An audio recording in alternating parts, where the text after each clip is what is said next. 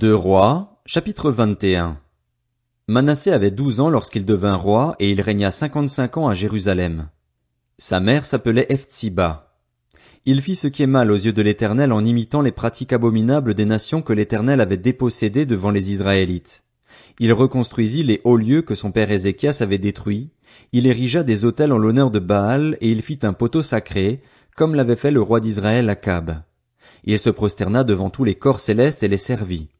Il construisit des autels dans la maison de l'Éternel, alors que l'Éternel avait dit, « C'est à Jérusalem que j'établirai mon nom. » Il construisit des autels en l'honneur de tous les corps célestes dans les deux parvis de la maison de l'Éternel. Il fit passer son fils par le feu, il pratiqua la divination et l'occultisme, et il mit en place des gens capables d'invoquer les esprits et des spirites. Il fit de plus en plus ce qui est mal aux yeux de l'Éternel, provoquant ainsi sa colère.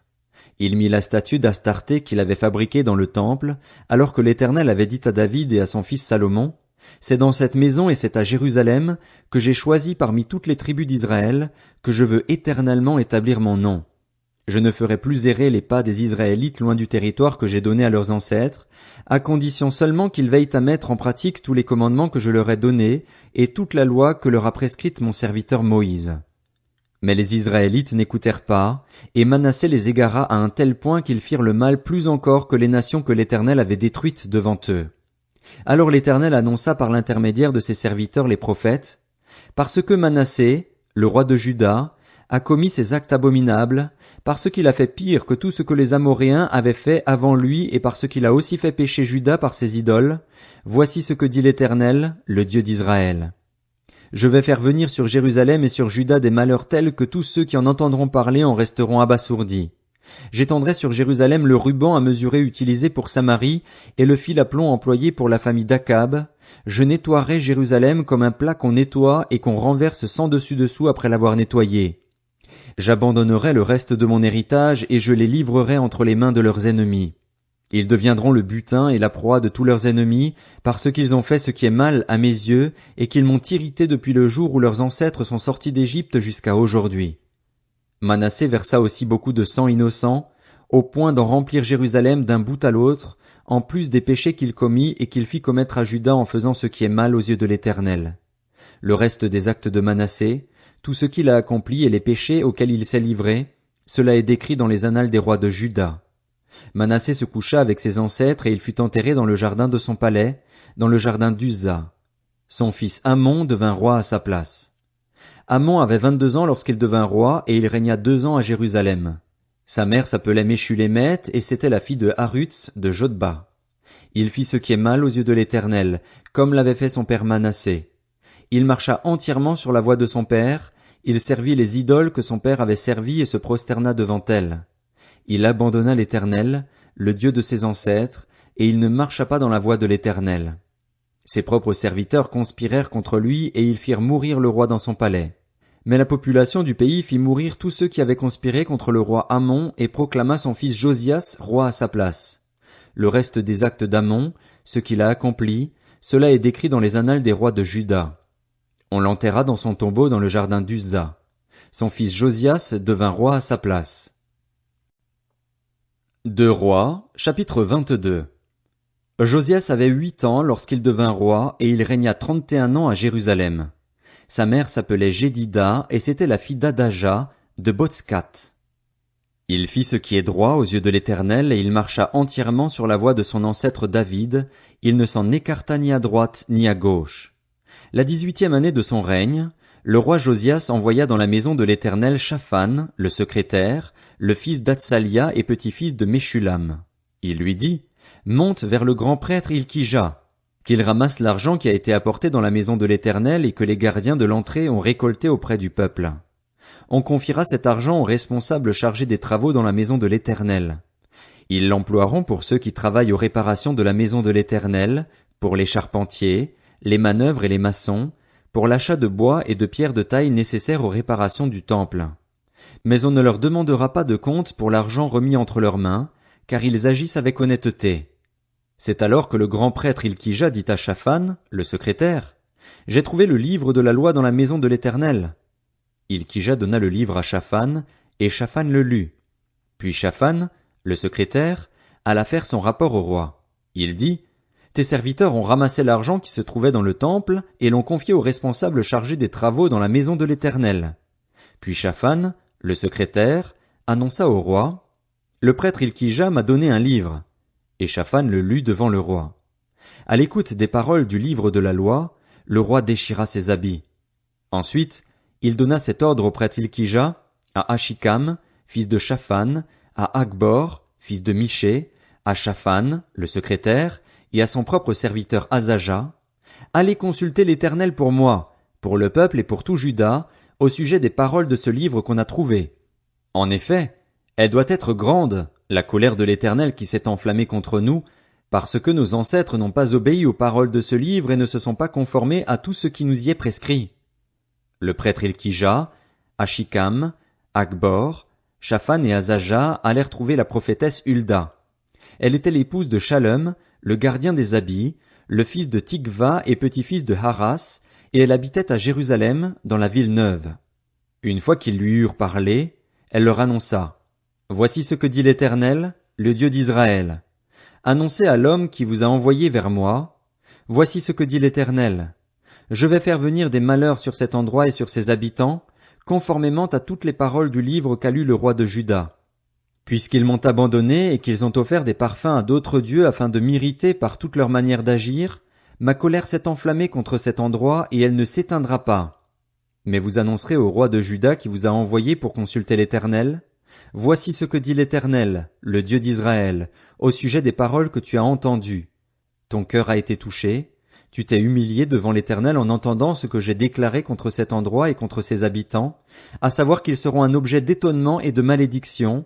Tu as déchiré tes habits et tu as pleuré devant moi. Eh bien, moi aussi, j'ai entendu cela, dit l'Éternel. C'est pourquoi je te ferai rejoindre tes ancêtres, tu rejoindras la tombe dans la paix et tes yeux ne verront pas tous les malheurs que je ferai venir sur cet endroit. Ils rapportèrent cette réponse au roi. 2 Rois, chapitre 23. Le roi Josias fit rassembler vers lui tous les anciens de Juda et de Jérusalem. Puis il monta à la maison de l'Éternel avec tous les hommes de Juda et tous les habitants de Jérusalem, les prêtres, les prophètes et tout le peuple, du plus petit jusqu'au plus grand. Il lut devant eux toutes les paroles du livre de l'Alliance qu'on avait trouvé dans la maison de l'Éternel. Le roi se tenait sur l'estrade et il conclut une alliance devant l'Éternel. Il s'engagea à suivre l'Éternel et à respecter ses commandements, ses instructions et ses prescriptions de tout son cœur et de toute son âme, en mettant en pratique les paroles de cette alliance écrite dans ce livre. Et tout le peuple s'engagea dans cette alliance. Le roi ordonna au grand prêtre Hilkija, aux prêtres adjoints et aux gardiens de l'entrée de sortir du temple de l'Éternel tous les ustensiles qui avaient été fabriqués pour Baal, pour Astarté et pour tous les corps célestes. Il les brûla à l'extérieur de Jérusalem, dans les champs de la vallée du Cédron, et en fit porter la poussière à Béthel. Il fit disparaître les prêtres d'autres dieux que les rois de Juda avaient établis pour brûler des parfums sur les hauts lieux dans les villes de Juda et aux environs de Jérusalem, ainsi que ceux qui offraient des parfums à Baal, au soleil, à la lune, aux constellations et à tous les corps célestes. Il sortit le poteau sacré de la maison de l'Éternel. Il le transporta à l'extérieur de Jérusalem, vers le torrent du Cédron, et là il le brûla. Il le réduisit en cendres qu'il jeta sur les tombes des gens du peuple. Il démolit les logements des prostituées qui se trouvaient dans la maison de l'Éternel et où les femmes tissaient des toiles pour Astarté. Il fit venir tous les prêtres des villes de Juda et il rendit impurs les hauts lieux où les prêtres brûlaient des parfums, depuis Géba jusqu'à Beer-Shéba. Il démolit les hauts lieux des portes, celui qui était à l'entrée de la porte de Josué, le chef de la ville, et celui qui était à gauche de la porte de la ville. Toutefois, les prêtres des hauts lieux ne pouvaient pas monter à l'autel de l'Éternel à Jérusalem, mais ils mangeaient des pains sans levain au milieu de leurs frères. Le roi rendit Topheth, dans la vallée des fils de Hinnom, impur afin que personne ne fasse plus passer son fils ou sa fille par le feu en l'honneur de Moloch. Il fit disparaître de l'entrée de la maison de l'Éternel les chevaux que les rois de Juda avaient consacrés au soleil, près de la chambre de l'eunuque Néthan-Mélec qui se trouvait dans les annexes, et il brûla au feu les chars du soleil. Le roi démolit les autels qui étaient sur la terrasse de la chambre à l'étage d'Akaz, autels que les rois de Juda avaient fabriqués, ainsi que ceux qu'avait fait Manassé dans les 2 parvis de la maison de l'Éternel. Après les avoir brisés et enlevés de là, il jeta leur poussière dans le torrent du Cédron. Le roi rendit impurs les hauts lieux qui se trouvaient en face de Jérusalem, à droite du mont de la destruction, et que Salomon, le roi d'Israël, avait construite en l'honneur d'Astarté, l'abominable déesse des Sidoniens, de Kémosh, l'abominable dieu de Moab, et de Milcom, l'abominable dieu des Ammonites. Il brisa les statues, abattit les poteaux sacrés et remplit d'ossements humains la place qu'ils occupaient. Il démolit aussi l'autel qui se trouvait à Béthel ainsi que le haut lieu qu'avait fait Jéroboam, fils de Nébat, qui avait fait pécher Israël. Il brûla le haut lieu, il le réduisit en cendres, et il brûla le poteau sacré. Josias se tourna et vit les tombes qui étaient là dans la montagne. Il envoya prendre les ossements des tombes, les brûla sur l'autel et le rendit ainsi impur, conformément à la parole de l'Éternel proclamée par l'homme de Dieu qui avait annoncé ces choses. Puis il demanda, « Quel est ce monument que je vois ?» Les habitants de la ville lui répondirent, « C'est le tombeau de l'homme de Dieu qui est venu de Juda et qui a crié contre l'autel de Béthel les choses que tu viens d'accomplir. » Il déclara alors, « Laissez-le, que personne ne remue ses ossements. » On conserva ainsi ses ossements avec ceux du prophète venu de Samarie. Josias fit encore disparaître tous les centres de hauts lieux qui se trouvaient dans les villes de Samarie et que les rois d'Israël avaient établis pour irriter l'Éternel. Il fit pour eux tout ce qu'il avait fait à Béthel. Il sacrifia sur les autels tous les prêtres des hauts lieux qui étaient là, et il y brûla des ossements humains. Puis il retourna à Jérusalem. Ensuite, le roi donna cet ordre à tout le peuple. Célébrez la Pâque en l'honneur de l'Éternel, votre Dieu, conformément à ce qui est écrit dans ce livre de l'Alliance. Aucune Pâque pareille à celle-ci n'avait été célébrée depuis l'époque où les juges dirigeaient Israël, ni pendant toute l'époque des rois d'Israël et de Juda. Ce fut la 18e année du règne de Josias qu'on célébra cette Pâque en l'honneur de l'Éternel à Jérusalem. De plus, Josias fit disparaître ceux qui invoquaient les esprits et les spirites, ainsi que les téraphins, les idoles et toutes les horreurs qu'on voyait dans le pays de Juda et à Jérusalem. Il fit cela afin de mettre en pratique les paroles de la loi, écrites dans le livre que le prêtre Hilkija avait trouvé dans la maison de l'Éternel. Avant Josias, il n'y eut aucun roi qui, comme lui, revienne à l'Éternel de tout son cœur, de toute son âme et de toute sa force, en se conformant à toute la loi de Moïse. Et après lui, il n'en a pas paru de semblable. Toutefois, l'Éternel ne renonça pas à l'ardeur de sa colère. Elle était grandement enflammée contre Juda à cause de tout ce que Manassé avait fait pour l'irriter. Ainsi, l'Éternel dit, « Juda aussi, je vais l'éloigner de moi tout comme j'ai écarté Israël, et je rejetterai cette ville de Jérusalem que j'avais choisie, ainsi que la maison dont j'avais dit, c'est là que résidera mon nom. » Le reste des actes de Josias, tout ce qu'il a accompli, cela est décrit dans les annales des rois de Juda.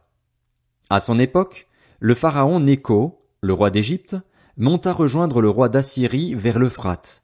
Le roi Josias marcha à sa rencontre et le pharaon le tua à Megiddo dès qu'il le vit. Ses serviteurs l'emportèrent mort sur un char. Ils l'amenèrent de Megiddo à Jérusalem et l'enterrèrent dans son tombeau.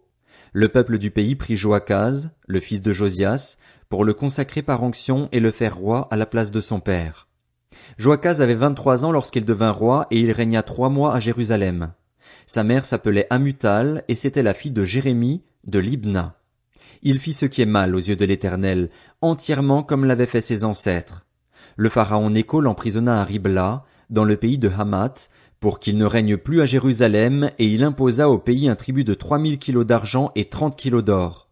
Le pharaon Nécho établit Éliakim, le fils de Josias, roi à la place de son père Josias, et il changea son nom en Joachim.